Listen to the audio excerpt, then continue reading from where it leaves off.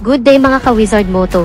Quick news and update lang muna tayo. May bago na namang inilabas ang Yamaha Taiwan na panibagong motor na masasabi nating napaka-futuristic. Another first from Yamaha Taiwan. Ito ay ang Yamaha Agar 155 Connected. Na-review na natin ang ilang mga motorsiklo na nag-originate sa Taiwan at ang bagong Yamaha Agar 155 ay isa sa matatawag nating diversification. Galing sa Yamaha Force 155 version 2.0 o Force X155 at matatawag nating kamag-anak lang din ng S-Max 155 at N-Max 155. Ano-ano ba ang mga kaibahan nito sa mga siblings niya na scooter? Yan ang aalamin natin at tatalakayin sa video nating ito. Pero bago yan syempre, kung bago ka pa lang dito sa aking channel, baka naman kapatid kung pwede ay pakihit ang subscribe at notification bell icon para lagi kang updated sa ating motorcycle news and reviews. Huwag din kalimutan na mag-follow sa ating Facebook page. Inilabas ang bagong modelo ng Yamaha Agar 155 sa Taiwanese market kamakailan lang. Ang pagsibol ng makabagong henerasyon ng isang motorsiklo na kung saan ay ipinapakilala na may makabagong looks at may makabagong youthful design na kalakip ay makabagong features. Ang Yamaha Agar 155. Ang pagkakaroon ng kakaiba at agresibong disenyo at estilo ng kanyang front face na may daytime running light na pahugis crossbow, kaya kung mapapansin nyo ay patulis ang kanyang disenyo. Sinadyang dinisenyo, hindi lang para magmukhang premium ang datingan kundi for aerodynamics. Ang kanyang front face ay sinasabing may pagkahawig daw ito sa isang insekto na kung tawagin ay grasshopper. Dito naman sa pinakagitna ng daytime running light ang kanyang maliit na headlight, ay masasabi nating hindi ito ordinaryong headlight lang, dahil mayroon itong functions na masasabi nating wala sa ibang motorsiklo. Gaya na lamang ng WAU, o Adjustable Color Temperature Unit, na pwedeng ma-adjust ang buga ng ilaw, from bright color to warm color. Malaking tulong ito, lalo na kung mahamog o maulan ang klima. Pangalawa ay meron na din itong WLLA, o Yamaha Lane Light Assist. Ang function naman nito ay kapag halimbawa kung liliko tayo sa kanan or kaliwa, ay automatic nang mag-adjust ang ilaw nito sa gilid ng kalsada for better and wider visibility sa madidilim na kalsada. So masasabi natin ngayon na small but very useful at kakaiba ang makabagong headlight ng scooter na ito. Nakadugtong naman ang mga signal lights nito sa lower part ng DRL at meron din itong built-in hazard lamps. Ang pagiging convenient naman ito ay hindi rin nawawala sa pagkakaroon naman ng flat footboard o gulay board na tinatawag.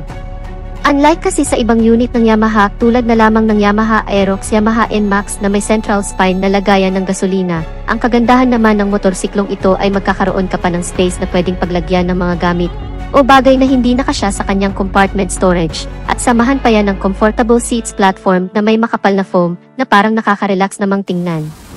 At ang rear portion naman nito makikita ang compact LED na tail light nito na may pagka-modern looks. At sa pamamagitan nito ay lumalabas ang pagiging premium at pagiging elegante ng motorsiklong ito. Naka-full LED na rin ito kasama ng iba pang ilaw nito. Ang headlight, daytime running light, mga turn signal lamps, at parking light nito ay wala ka nang poproblemahin na baka mapundi ang bulb nito dahil nga sa naka-LED lighting system na ito. In terms naman sa mga features pa na meron sa motorsiklong ito, ang instrument cluster ng motorsiklong ito ay very wide, na naka-LCD display, at colorful display. Ang kagandahan naman nito ay may kasama na itong Bluetooth connectivity, na kung saan ay pwede mong ikonekta ang cellphone mo dito, lalo na kapag ikaw ay nagda-drive at may inaasahan kang importanteng tawag or text message, ay mas mabilis mo makikita ang notification sa screen ng instrument cluster nito kapag may na-receive na call or text ang cellphone mo. Kaya mas magiging kampante ka na wala kang mamimiss na mahalagang bagay o mensahe mula sa cellphone mo. Meron rin itong WayConnect system ng Yamaha, ang sistemang ito na kung saan ay mamonitor mo ang maintenance recommendation mula sa motorsiklong ito at ibang aktibidad maging kanyang last parking location, makapag-navigate ka rin sa dashboard nito. Bago lang din ito na sistema ng Yamaha na kung saan nagagamit na rin sa ibang modelo nito. At bukod pa dyan ay may kasama na rin itong USB port charging system na po pwede na rin mag-charge ng cellphone habang ikaw ay nagda-drive. Karagdagang convenient din naman dahil kapag alam mong lowbat ka na ay hindi mo na kailangan pang mag-stop over sa mga charging station dahil makakapag-charge ka na rin dito mismo sa motorsiklo. At syempre kung napaka-convenient nito ay hindi naman nawawala ang pagiging safety naman ng motorsiklong ito. Dahil pagdating sa kanyang mga safety features ay siguradong mapabibilib ka rin Ang pagkakaroon ng advantage sa safety features din kasi ang hinahanap ng marami, lalo na kung ikaw ay baguhan pa lamang sa pagmamaneho ng motorsiklo. Ang pagkakaroon nito ng naka-dual channel ABS sensor, ang isa rin sa ipinagmamalaki ng motorsiklong ito na kung saan ay mas magiging confident ka na rin kung mapatakbo mo man ng napakabilis at bigla mong napindot ang brake lever nito, ay safe na makakapag-brake nang hindi ka tumatalsik o ma-out of balance. At hindi lang yun, isa pang karagdagang sa safety features nito ay ang traction control system naman. Tama po kayo nang naririnig, ang motorsiklong ito ay equipped na din sa makabagong safety features na ito, na kung saan ay magagamit mo naman sa mga kurbadang kalsada, madudulas at matubig na lugar, o kaya naman sa malulubak. Dahil sa pamamagitan nito, ay may iwasan ang pagkadulas o pagkasemplang dahil binabalansin ito ang ikot ng dalawang gulong sa harap at sa likod. Kaya mas magiging panatag ka pa habang ikaw ay naglulong ride.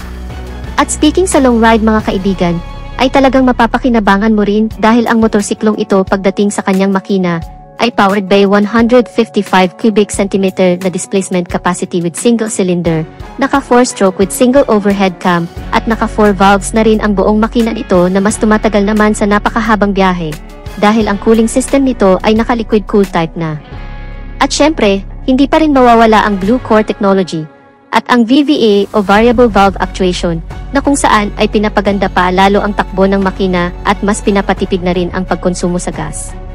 Ang makina ng motorsiklong ito ay dinagdagan na rin ng isa pang feature na SMG o Smart Motor Generator, na ang ibig sabihin ay mas tahimik at smooth na ang andar ng makina nito, na hindi na rin maingay ang ugong, at isa pa sa kagandahan ng scooter na ito ay hindi na rin ito mausok, kaya eco-friendly na rin talaga. Naka CVT transmission with variable speed, at may full tank capacity na 6.1 liters na hindi ka na rin bibitinin kahit ibiyahe naman ito ng hanggang 6 na oras na walang hintuan. Dahil naka fuel injected type ang fuel system, ay may katipiran na rin naman ang fuel consumption. Naitala na umabot sa 43 to 45 km per liter, mas matipid ito kung tutuusin sa Yamaha NMAX, at mas malaki naman ang tangke sa Yamaha Aerox kaya talagang panalo ang motorsiklong ito. Pagdating naman sa engine performance, dito din talaga natin masusukat ang lakas o ang power output level ng motorsiklong ito sa pagkakaroon naman ng maximum power of 14 horsepower sa kada 8,000 revolution per minute, habang ang maximum torque naman ay 13.7 Nm sa kada 6,500 RPM. Malakas-lakas na rin naman ang ganong klaseng arangkada ng makina. Para naman sa ilang specs na meron pa sa motorsiklong ito, pagdating sa kanyang chassis and suspensions, ang front suspensions nito ay naka-telescopic fork, habang ang rear suspension naman nito ay naka-swing arm with dual shock absorber. Hindi pa man natin nagagamit ang motorsiklong ito, pero sa tingin ko, base na rin sa experience sa paggamit ng ilang motorsiklo ng Yamaha, tulad na lamang ng Aerox at NMAX, ay mukhang maganda na rin naman ang shock response o laro ng suspensions nito. Kung madadaan mo man sa malulubak mahahamps, sa tingin ko ay hindi na rin naman ganun katagtag, at syempre dahil nga sa Yamaha brand ito, ay makasisiguro ka na rin naman sa pagiging matatag, dekalidad, maaasahan ang suspensions ng motorsiklong ito. Ang mga gulong nito ay may sukat sa front na 120/70R13, habang ang rear tire size naman nito ay 130/70R30. Naka-alloy wheel at naka-tubeless na ang mga gulong. Pagdating naman sa braking system nito, ang front brake nito ay naka-hydraulic single disc brake with piston caliper brake na may ABS sensor, at ang rear brake naman nito ay naka-hydraulic single disc brake na rin with piston caliper brake na may kasama na ring anti-lock braking system. Ang ilan pa sa mga features na meron sa motorsiklong ito, tulad na lamang ng idling stop system, passing light switch, side stand engine cut-off switch at engine check warning.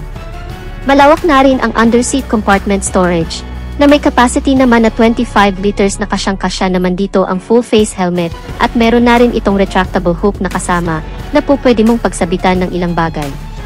Mayroon na rin itong bulsa sa may console panel, at hindi ka na rin mahihirapan kapag ikaw ay magpapagasolina, dahil nasa labas na lang din ang fuel access nito o lagayan ng gasolina na mas advisable naman ito kung gagamitin mo pang deliver, dahil hindi mo na kailangan pang bumaba ng motorsiklo at tanggalin kung sakali mang may karga-karga sa likuran, dahil nasa harapan na mismo ang lagayan ng gasolina nito. Nakakilas entry na din ang scooter na ito, at very sporty, dahil naka-necked handlebar. Para naman sa dimensions and capacity, ang buong haba ng motorsiklong ito ay nasa 1,920 mm, may kabuang lapad ito na 760 mm, at may kabuuang taas naman na 1,120mm. Ang wheelbase nito ay 1,340mm. May kabuuang taas naman ang upuan nito na umaabot sa 815mm. Medyo may kataasan, kaya siguro ang tansya ko dito ay kakayanin itong abutin ng hanggang sa 5'3" pataas, so challenging na lang siguro kapag hindi umabot ang height mo dito. Ang buong timbang ng motorsiklong ito ay nasa 132 kilograms. May kabigatan din talaga compare sa other motorcycle scooters.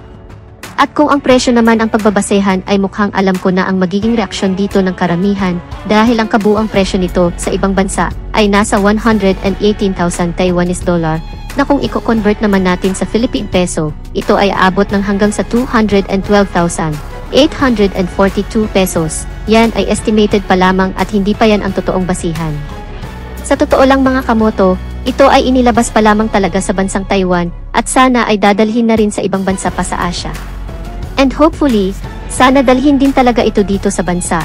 Kasi sa tingin ko ay medyo nahuli at naungusan na ang Yamaha pagdating sa upgrade ng mga motorsiklo. Kaya mas maganda rin sana kung dalhin talaga itong bagong Yamaha Agar 155 Connected dito sa Pilipinas.